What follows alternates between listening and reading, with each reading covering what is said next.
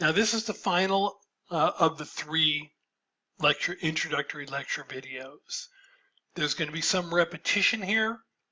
So I'm going to be talking about some of the things that I mentioned in the previous videos, but I think repetition is good. I don't know about you, but for me, when I hear something the first time, it sinks in a little. The second time, it sinks in more. The third time, it really sinks in. And so I'm hoping that this also works for you. So the way to think about this class is that you're taking 2 political science courses. Not just 1, but 2. One is being taught by me, yours truly, on the left. And then there's one being taught by the authors of your textbook. Now, when I say you're taking 2 political science courses, the material that I cover and the material that they cover are different. So let's talk about my class, the class that I'm teaching. Most of what you're going to learn is going to be in the lecture videos. Again, there's over 100 lecture videos. You're going to be watching them. You have to watch them to do well in the class. Every module is going to have a certain number of lecture videos. You're going to have to watch them all. Along with the lecture videos, I have a set of lecture notes in each of the modules that you'll see in Canvas. As you're watching the videos, you should be going through the lecture notes and adding information, taking additional notes along with what I provide. Now, my lecture notes are pretty extensive, but you're going to need to add things into them. To go along with the class that I'm teaching, I also provide you a study guide. The study guide just is a number of questions related to the material presented in the lecture videos, right? And for each question that I ask, I provide a rubric. Like, in order to, it'll say something like, for students to get full points, students need to do the following. And then it'll explain exactly what you need to do to get full points on an essay, right?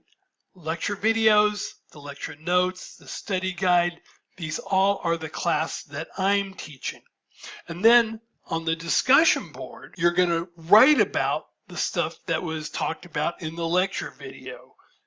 Hopefully you'll write out full answers based on my lecture notes. And if you write out full, like thoughtful things on the discussion board, you can use that and paste that into your study guide. That can be helpful. So use the discussion boards to help you prepare for the study guide, to help you, prepare the study guide, which is based on my lecture notes, which is based on my lecture videos. Now, there's the other class, the one being taught by the authors of the textbook. Right, the way that I test how well you understand the information they presented, right, is first I give you the 25 reading questions. By the way, those are questions that were written by them or their publishers that they provided to me. All I did was upload them to Canvas. Actually, they provided like 65 questions for each chapter, and I eliminated a bunch of them and kept the 25 best. And some of them were terrible questions, but so I just got rid of them. Like some of them were questions that were more appropriate for a history class, and this isn't a history class. So how am I testing you about what you know from the class that they're teaching? Well, I give you the reading questions. After you take the reading question, do the reading questions, and you feel like you've got the correct answers, then you take the quizzes, right?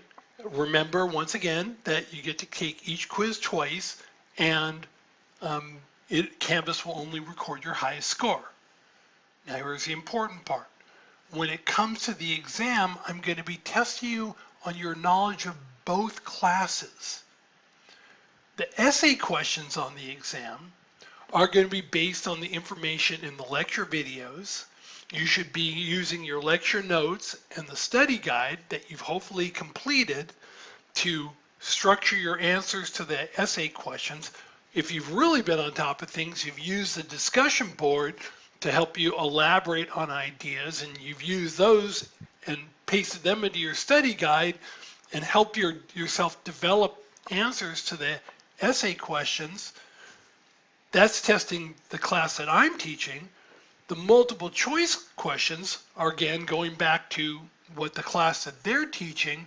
They're based solely on the reading questions, so Canvas is just going to randomly select questions, 20 questions from the reading questions themselves. But here's the important point.